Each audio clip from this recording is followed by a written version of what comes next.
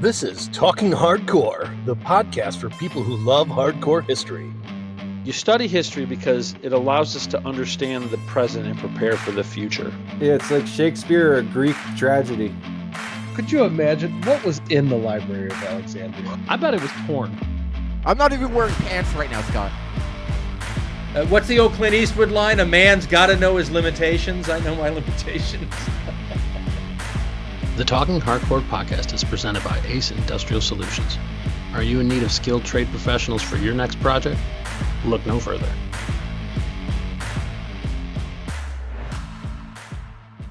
Welcome back, everybody. Thanks for tuning in to Talking Hardcore. I'm George. I'm Scott. Today we're going to talk about Dan Carlin's new episode, the Magnum Opus. Alexander the Great. Alexander the Great, finally. The deep dive Dan's been promising for years. Alexander the Great. The episode is called Mania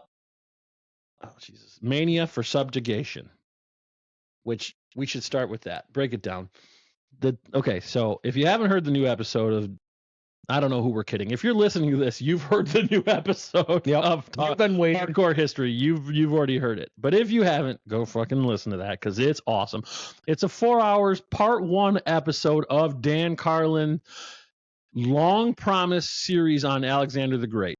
It starts off with Philip of Macedonia. I'm not saying Macedonia because I think Macedonia sounds dumb. Okay. I don't care that Dan says Philip that II. way. I think it sounds stupid. Yeah, Philip II, which is Alexander the Great's dad, gets into his mom a lot. Yep. What's her name again? Don't do that to me. You're supposed to know these things. I don't remember. You asshole. You don't remember? Olympia? Yeah. No. Shit. Now I gotta check. Hey Siri, what was Alexander the Great's mom's name? Damn. There you go. Olympias. I was close. Okay. So it really gets into the episode. Dan breaks down a lot of their history. The history of Macedonia, damn it. The history of Greece a little bit. Gets all the way back to a little bit of the Iliad. Yep.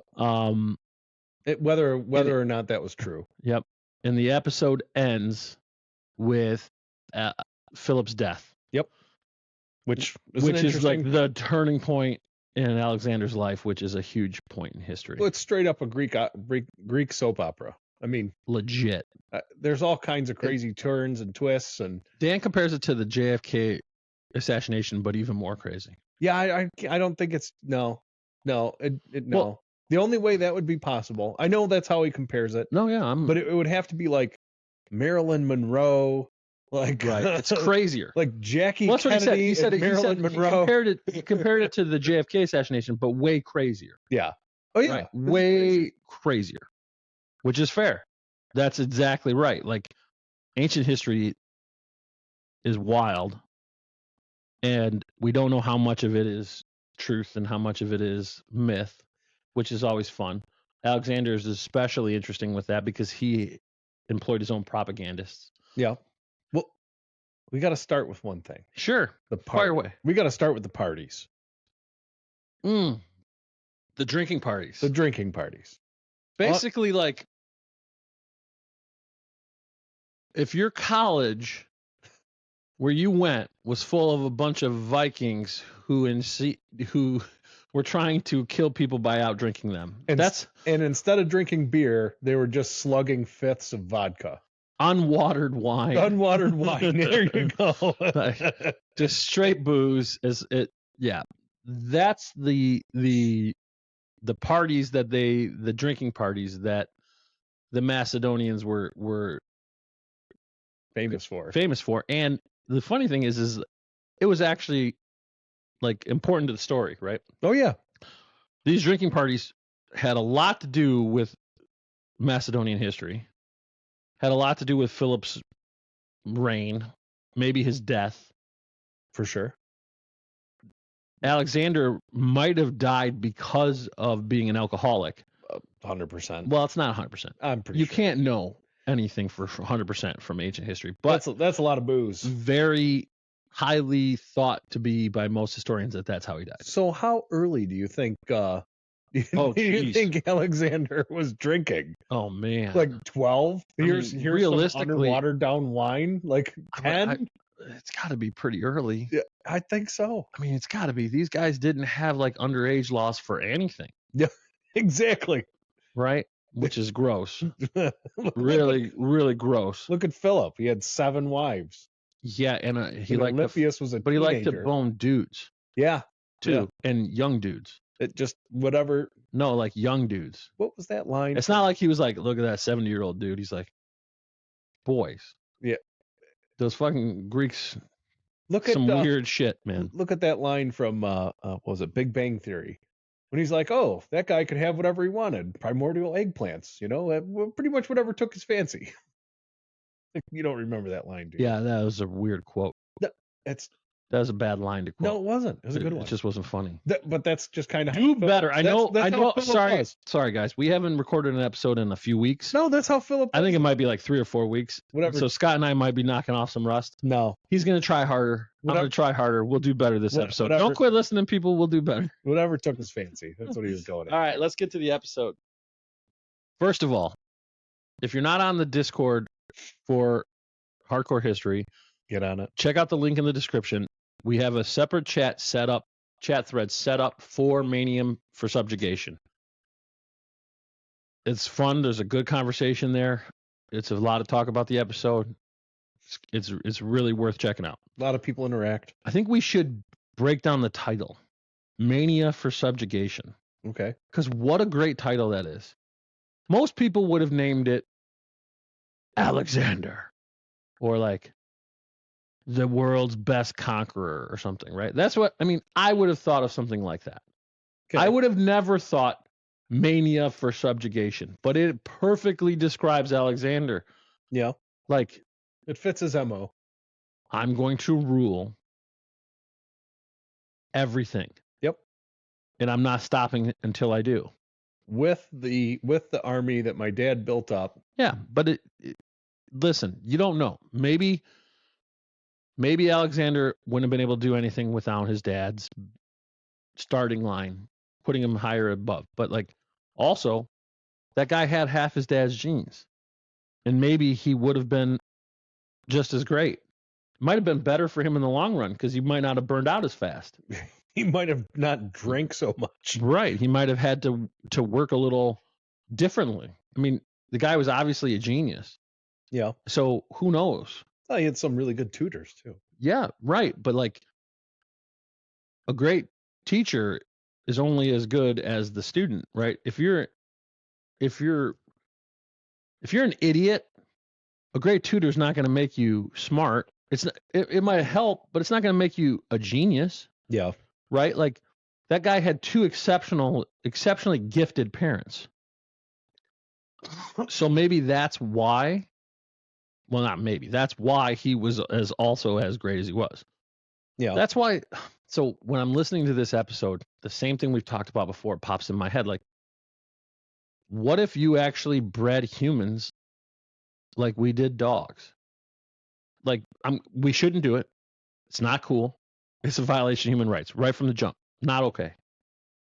But what the hell could you do if you did that, right? I mean, you could make humans. Think about this, right?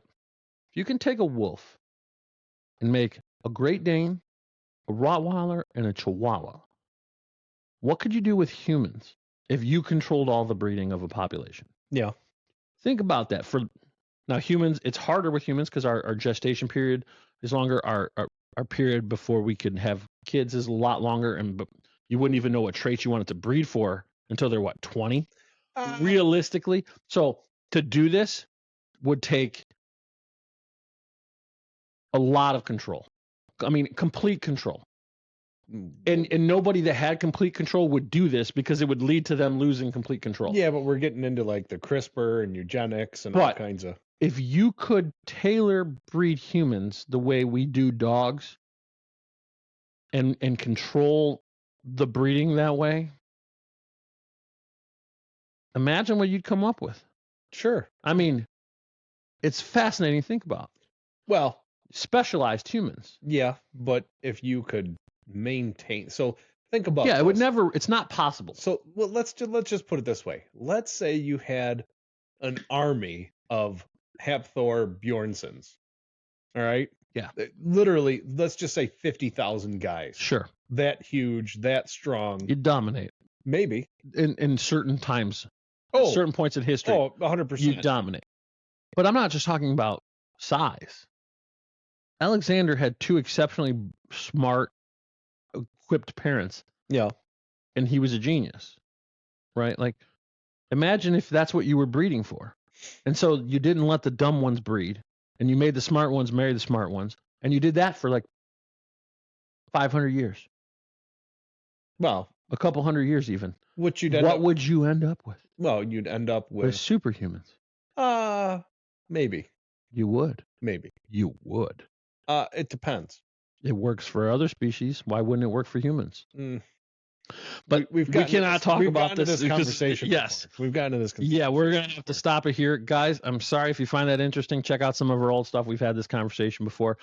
But when you hear about Alexander and his upbringing, his parents, it's just something that I can't not think about. Well, he also had a little bit of nature versus nurture too, because Philip II had like a drill sergeant running around with this kid pretty much his whole life. Sure. And then he had like the best tutors. So not only was he Sure. getting, the militaristic upbringing, he was also getting philosophy Yep. and some of the greater minds. Maybe Yeah. Aristotle. Aristotle. I mean, like, that's a fact, dude. You're right. It was both. So he had both. Both. Yeah. But like, But then his nature took over, and that's when he wanted to conquer everything. I don't know if that was, yeah, I mean, that was definitely. Or is that what he just saw? This is the way No, it is. because not everybody was doing that. His dad was doing that. Yeah. But his dad was doing it in a different way, right? That's part of what Dan focused on in this episode is Philip was a lot more of a any means necessary to get the collaboration that he wanted. He'd bribe you. He'd work however he had to work the system. Some form. And Alexander's like, bow down or I will conquer you. Yeah. I have the best army, so I can be like this. Well, Philip didn't have that best army forever, so he couldn't be like that. No. He had to learn diplomacy. Well, Alexander didn't need to learn it. But you got to understand what Philip was doing. He was probably weighing the pros and cons. Okay, we can conquer this place, Right. and it's going to cost X amount. But if I can take it over with half that much money, Sure. then why the hell wouldn't I do that and save my army? Yes, but he had to do that, right? Yeah. Because he hadn't subjugated the Greeks yet. He hadn't done all those things. He took over when Macedonia was not near as big and near as powerful, right? Alexander took over after Philip had conquered Greece. Yeah. And brought them all under his control. Well-honed army of 20 years of constant battle. 22 years of constant battle. So the army is a sharpened spear. Yep. Ready to go. Battle hard. So Alexander's like, fuck diplomacy. I'm going to raise these bitches. Just go. Yeah. Let's go.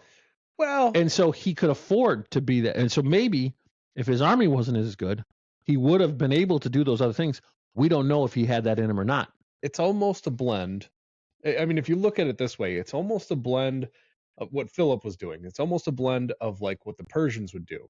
The Persians. Yeah. Yes. As in come in, hey, you can keep things the way they are as long as you're, fealty to us. Not just that. You're right. Okay. But also the divide and conquer. And Dan mentioned it in this episode, right?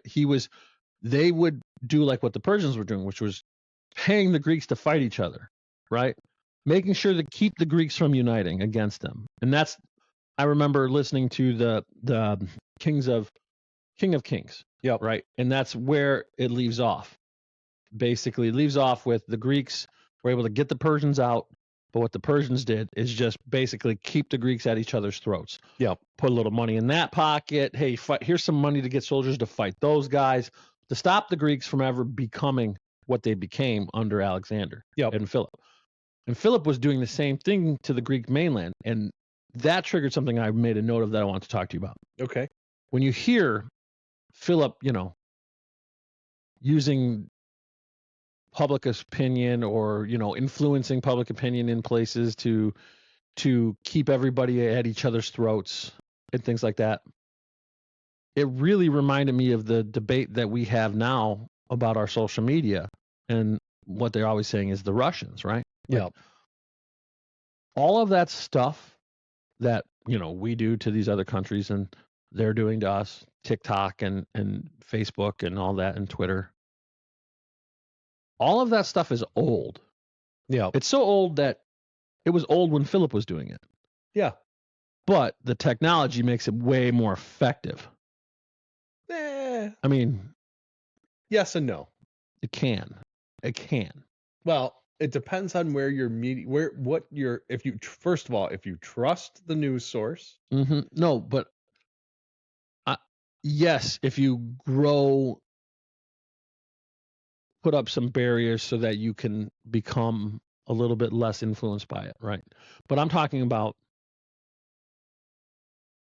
just the ability to fuck with your enemy's population. Sure. Because that's what they were doing there, right? That's what he was doing to Athens and Sparta and Thebes. But who was there to contradict? So if I told you were a traveling merchant, I said, whatever, the Macedonians are coming to destroy your town. Well, he would tell one person, and then, who knows how many people that merchant would tell. And then all of a sudden it would just kind of filter through, and then you have everybody in a panic. Oh my God, the Macedonians are coming, or Macedonians are coming. Mm-hmm. You know what I mean? Like, who was there, or where would people get contradictory information? There was always contradictory information. But where would they get it? Other sources. From who? Other merchants, other travelers. So it was never just one guy. Like, we think of ancient cultures and societies as being much less fully developed as we have now, but they were. There was people on both sides of every conflict all the time. Demosthenes was sitting there calling for Philip, like, hey, we need to get rid of this guy. He's going to F us up. This is bad. Yeah. But they didn't listen, because there was other people, some of whom were probably paid by Philip, to say, no, it's fine. He wouldn't do that. Right? And it's just like now. Yeah. Right? So China is controlling TikTok, right, to try to make our kids stupid. Well, of course they are. Why wouldn't they do that? That's how anything you could do to hurt your enemy without having to actually go to war is what you would do. Yeah. And it's what humans always did. So why wouldn't they do that now when the technology allows it? It's just something I didn't think about as much in that way until I listened to this episode. When you hear him talking about it, it triggered me to think about what the Persians were doing to the Greeks, and then to think about all these other times in human history where that sort of Cold War type of fighting was happening. Yeah. Because it really happened a lot during the Cold War too, right? Sure. The Russians did it to us. We did it a lot to them. We did it to everybody. They did it all to us, right? And now the internet makes it easier to reach those masses than it used to be. Because it used to be they had to hear somebody you paid give a speech or read an article. Now it just pops up on their phone. And if you know the algorithms, you can get it to pop up on everybody's phone. Yeah. So you slip a few $1,000s to the right people, and you could be reaching, your message can be reaching millions of Americans. Sure. Who have no idea that you even paid them. Yeah. Well, and that's what we're going to talk about with Matt when we get to that episode, when we could do another episode with him about they have the same problems with influencers. Protesters. That's what I'm saying. Like, you're paying people, whatever parties are paying influencers to say certain things. Yeah. To reach a younger demographic. Yeah. All these climate activists, right? Yeah. They're all getting paid. Yeah, for sure. They're not doing this because they want to save the country only anyway. They might, or save the world. They might, but they're getting paid by somebody to push an agenda. But you're not allowed to say that you're one of the stipulations is you're not supposed to say. Yeah, but people have tracked this down now and found the funding and and they can prove it. Yeah. Which is great. And that's real journalism. And that's what we're going to talk to Matt about. So let's not dive into that too much. So, but that was one of the things that really stuck out to me in this episode is how much international politics is exactly the way it's always been. International relations has always been fraught with deception and subterfuge and conquering, right? Philip did it all the time. Well, let's talk a little about Philip. I want to talk a little bit about Philip. Let's call him Phil. I bet his friends called him Phil. I'm pretty sure they did not call him I Phil. guarantee they called him Phil. Have you ever met a Philip that only goes by Philip? I'm pretty sure he would have murdered you if you called him Phil. Dude, this What's kind up, of guy, Phil? this kind of guy was not the kind of guy that was like, it's Philip. Okay? He didn't have a tweed jacket. I'm pretty sure He didn't have a tweed jacket. No. Just like Alexander the Great was Alex to all of his friends. No, he might have been Al. He might have been Al. That'd have been But he funny. sure as shit, his friends weren't calling him, hey, Alexander. That'd have been hilarious. They were calling him Al What's up, or Al? Alex, and Philip was Phil. So we're calling him Phil. All right. Friend of the show, Philip the Great, or Philip the Second of Macedonia. The straight Phil, up, excuse me. the man's man, the straight up badass, at the front of every charge. What? Okay, let's not Keep talk- going. I know. like, keep going. Keep going. You know, at the front of every charge. They had to pull him off of battlefields. They thought he was dead 3 times. Lost 2 an or 3 eyeball. times. Lost an eyeball. I mean, had a limp, broken collarbone. Yeah, in his 40s, it looks like he's just walking dead zombie. I mean, you know, had 7 wives. I mean, what the hell, man? That probably took more out of him than the battles. Yeah, probably. That seems like a dumb idea. He's fighting battles at You've home. been married, right? Would you really want to be married 6 more times? Oof. Yeah, You know seems what? dumb, right? Maybe. No, seems dumb. You never know. Seems like you'd just be like, I don't need to bother marrying these people. He didn't need to marry any of them. He That's just the did point. He did it to forge alliances. Politics. But Yeah. I mean, just straight up badass. Yeah. I mean, I Oh, crazy. I mean, Philip doesn't get enough credit. but that's, you know, it's funny though, because Alexander was the same way. He'd lead the charges when he was 16 when he took his first city. Because those Macedonians. 16. Yeah, I could have done it at 16. Yeah, you could have done it at I 16. feel like I could have shook a Canadian city. Yeah. We went over this, though. I feel like I could take all of Canada, like right now. Me and 5 Me, guys. you, and like maybe 100 Texans could take Canada. I mean, we have more guns. I don't If think you it's pick fun. the right Texans. Like, we get all these gun tubers that live in Texas. They have between them, they have more guns than all of Canada. Yeah, so like we could take that. We could take that country. We'll just start with annexing. So like Windsor. 16, yeah, but maybe it was a wimpy city. We'll That's take- all I'm saying. You have to start with Windsor. You have to take Windsor. Nah, you would never start with Windsor. You go to the middle of the country where there's a whole border that there's literally no fence. Dude. Windsor, there's a bridge. Why would you want to cross the ocean or cross the river when you could just literally walk across the road in most of these places? And there's nobody there. You could easily sneak attack. You know how easy it would be to sneak attack Canada like the Germans did to the Russians? Oh, well, You could do that, but like times 1,000 because Canada would never see it coming. just, you know what? You can still cross. You can cross the falls. But why would you do that when there's a whole part of the border that there's no water in between? Because you literally It's the could longest unguarded border in the world. you could take the 3 most populous cities in Canada But- in like 24 hours. But there's no reason to start with that. You don't want those Frenchies anyway. They're just going to fall apart. You just want to take all the part that has the oil and then leave them in the cities that stink Yeah. anyway. What do you Go want to those cities for? Saskatchewan. Yeah, what do you want those We're going to cities for? take the Yukon. Especially if there's global warming, because all that middle of Canada will be good growing land. Yeah. So it's like we should take it now, and then as the planet warms up, that's all good cropland. Again, this is an episode talks from other episodes. If you would like to hear more about Scott and I discussing how I think we should take Canada, please just hit us up at the Discord, and we'll do a whole episode on it. We've talked about it several times, but That'd be hilarious. I would love to talk about it for an extensive period of time. We could even do a Discord chat, live chat, because you guys could get into the strategy. Military strategy nerds would probably love that. I would say. I am not a military strategy nerd. I just think it would be easy. You just ford the Detroit River. Yeah, Like that's George silly. Washington straight over to Windsor. I have a boat. We can do it. We can do it. We can do it. Just take the bridge. I mean, that's It's fine. basically the pot of Canadian bacon, to be fair. Well, I haven't. The only good thing Michael Moore ever did.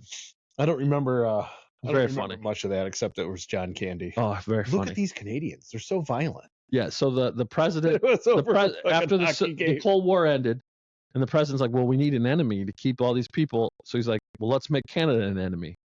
And so the whole plot is they turn Canada an enemy. So then these regular Americans invade Canada. That's the plot. It's the dumbest thing. Yeah, it's freaking hilarious. Anyway, okay. Alexander the Great. Yeah. Alexander. Stop digressing, Scott. Whoa. It's not you. I was kidding. It's 100% me. Let's look at my notes. What else did you think about the episode? All right. So not only was Philip a badass, I mean, at least he led from the front. I mean, how many leaders did that? Oh, dude, back then, only the savages. Yeah. And Right. that's how everybody viewed the Macedonians. Yeah, that's why it was Macedonians. fascinating. They were just savages. This is how I thought about it, right? They were the more organized Celtics after being rubbed on by the Roman Republic. The Roman Empire for a few years. But look how the strategy, like They how were the Mongols. like how they defeated the Mongols. Spartans, right? Yeah. So, as Dan explains this in the episode, how your phalanx would slowly like creep to the right. Mhm. So you'd have all your best troops on the right. Right. And then what he did to get around that is he put all the best troops on the left. Yeah. Knowing that he is literally just going to crush that. But nobody ever did it. No. And then, he went deeper with the ranks, with longer spears and javelins. Well, let's get back to what we were talking about, though. They were savages. Yeah. Right. They were on went the to border of the civilized world at the time, right? Yep. So they were regularly interacting with these civilized Greeks, having battles with them, learning from them, but also still being drunken savages, keeping that hardness, right? Where the Greeks were starting to get soft. Yep. They were starting to get soft. So he kept that hardness from. They were the border between the complete savages, well, the way they would look at it, the complete savages and the sophisticated Hellenistic Greek cultures, right? Yep. So the culture was rubbing off on them.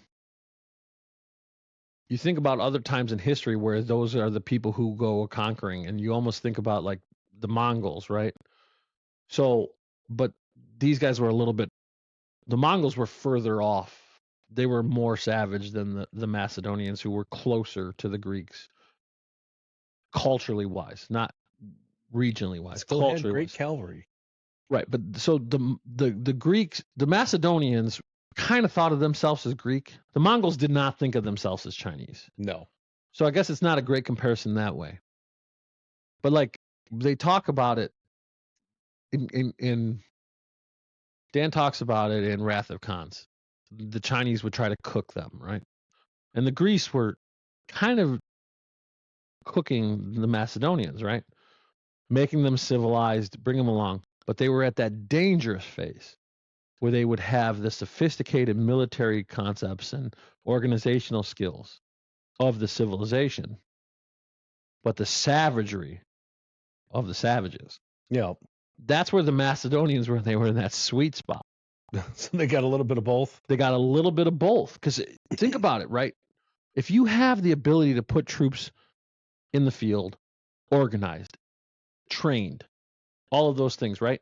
Savages don't do that because they don't have the civilization to support that, right? Yeah. They don't have the growing culture. They don't have that kind of thing, right? The Celtics couldn't do that, right? They could put a lot of guys, but they wouldn't have been Roman legionaries, right? No, they were. So what was berserkers. Macedonia, though, is they were Greek hoplites, but still more freaking wild. Yeah. Because they also didn't do a lot of growing. So they weren't a bunch of farmers. They didn't have good farmland. So they didn't have to be home to farm. And there's something about being tied to a farm and tied to the land like that that makes you kind of less savage. You got to get up every morning and go do a bunch of farm shit. Yeah. You can't be out having these drunken parties all night. Yeah. You can't, because the farm fails Yeah. and your crops die or your cows don't get milked and all that stuff. Like, farmers are never a bunch of drunks. I mean, just in general, right? For sure. I'm sure there's examples of that being different, but like, so there's all these things that are swirling together to make this Macedonia a perfect storm of just conquerors. Yep. They get all that hoplite Greek stuff from fighting with them. I got to stop you for a second. Please, I'm rambling. Look at the supply chain. Think about that. I mean, we're going to get into this later, and maybe Dan will cover it. And Yeah, we throughout probably more will have to episodes. hold that till we get to the next episode of the series. I mean, the supply chain had to be. Maybe he didn't have a supply chain. No, they did. That was a big thing they had to deal with. But like when you're fighting the Greeks, it's not as big a deal. Alexander has to deal with that when he goes into Persia. Still got a supply chain. Yeah, but it's easier if you're just willing to kill a bunch of people and take their shit. That's true. Like supply chains are less of a problem when you don't care about the civilians having food. Yeah, that's fair. Yeah, that's fair. Yeah. This is ours now. Yeah. Anyway, you're gonna starve. Oh well. That sounds like a you problem, not a me problem. So what else you got on your note? No, those were the biggest notes I had. One of the ones, and we kind of just covered it, but like when you hear some of the other things that I thought about a lot when I was playing it, is the similarities in Greece as the city-state right before Philip conquers the rest of them to the end of the Roman Republic. Now it's different because the Roman Republic was kind of like just the one city, right? Yeah. But also the conflict spread all out over Italy. For sure. But like the Greek city-states were kind of burned out culturally. They were in this civil wars, because of all these years of fighting. Yeah. Similar to the end of the Roman Republic, where the situation was ripe for a guy like Philip. And even it sounds like the people there in Greece knew it. And we're saying we need to have a Greek do this. They knew the situation was time for that, right? Yep. And it made me think of Death Throes of the Republic and the way the Roman Empire or the Roman Republic had fallen into a state where it was ripe for somebody like Caesar. And that's where you get to these theories about the great man theory and trends and forces theories of history, because there is some truth to the trends and forces, right? Yeah. You see these scenarios that lead to these things where these great men do great and terrible things. Yep. But I think there's also times in history where those trends and forces don't result in somebody like Caesar or somebody like Alexander, because there wasn't somebody there like that and something else happens then, right? So that's why it's kind of a combination. It is a both trends and forces and great men. That is a real thing. Yep. Right? Because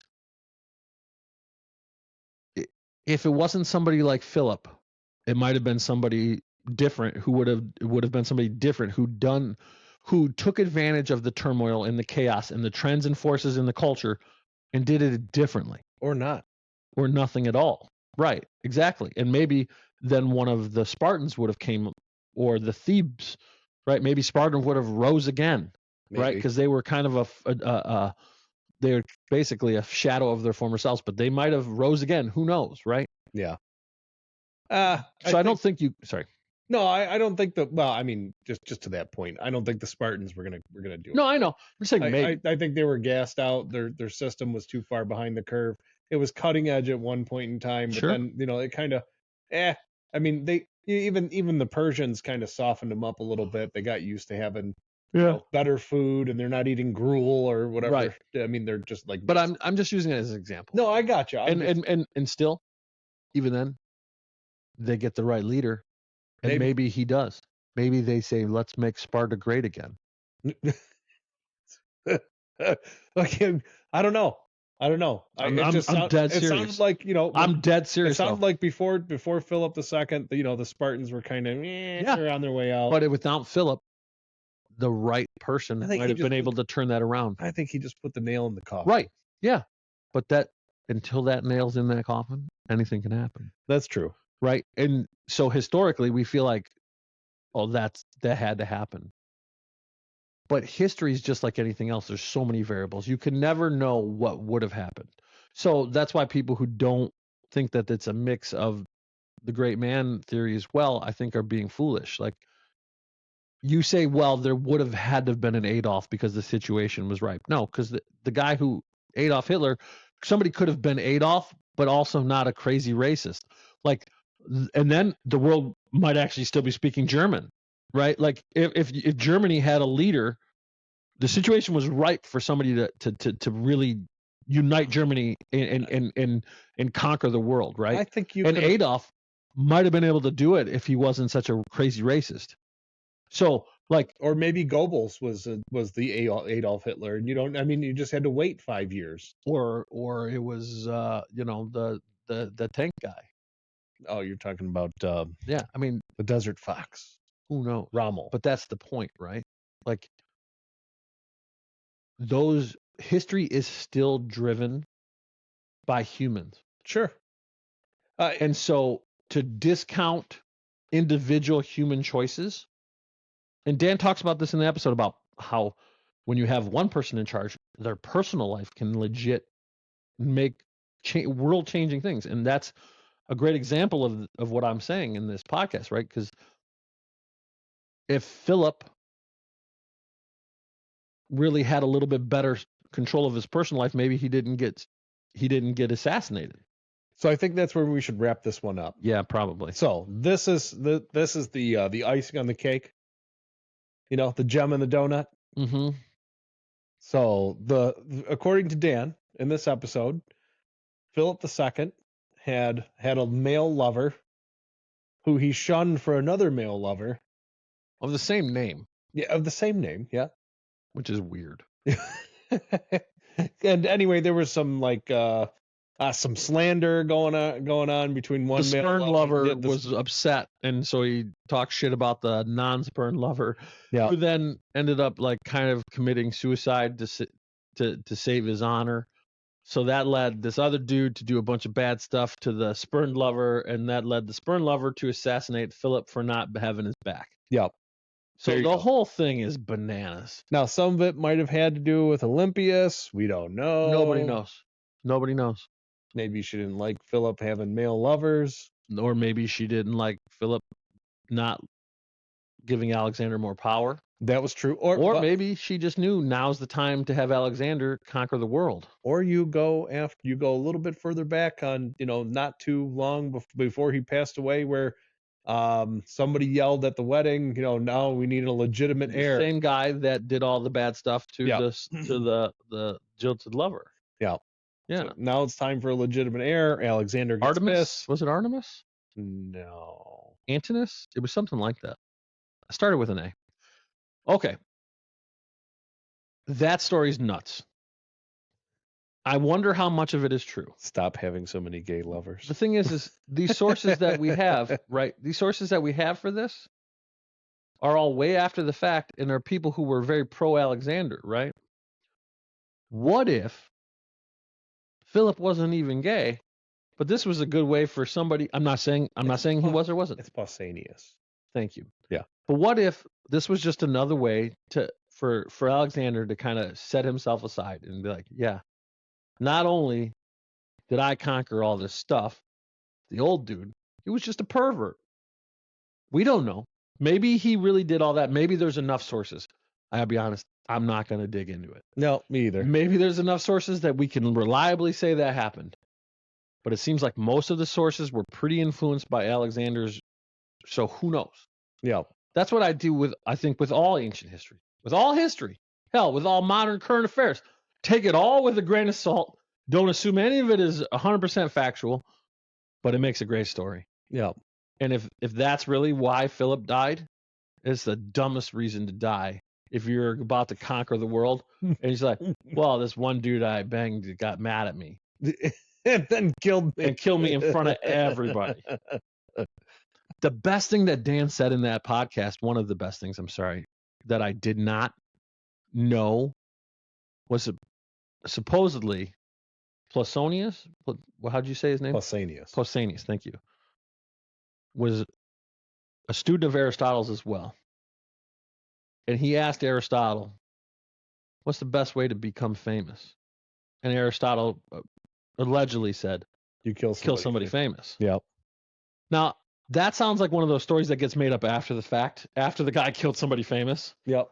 But that'd be like if John Wilkes Booth, or better yet, Lee Harvey Oswald, was on record talking to like a famous professor before shooting JFK, and the guy's like, yeah, the best way to get famous is kill the president. And then he does it. Or kill somebody famous. Right. But like, that seems unlikely.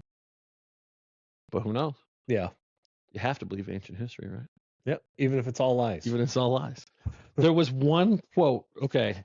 So in the Discord, we had the Discord and the Mania for Subjugation. There was a couple of quotes that people really liked in the Mania chat. And one of them that Moonspan mentioned again, I'm going to, so Moonspan is a contributor on the. He just joined not too long ago. Yeah. So he's had a lot of ideas. Yeah. So he liked the Dan at one point compares. He mentions MySpace and Facebook, right? And it's talking about the disinformation and all that, and he basically compares the ancient rumor mill to MySpace or Facebook, which I thought was good. But my favorite quote, MySpace would probably be the ancient rumor mill. Yeah, that's what he was saying, right? Yeah, but my favorite quote is at the end when he's wrapping up. He says, "If nothing can stop you, where do you stop?" You don't. Dude, like, that's a freaking great way to think about Alexander, right? Yep. That's why you gotta love Dan Carlin. History professors don't talk like that. No. History professors tell you what happened, right? They don't get you to think about these kind of thoughts. Like, if you can conquer the world, what's going to stop you from conquering the world? How do we know Dan's not a student of Aristotle? Well, he is.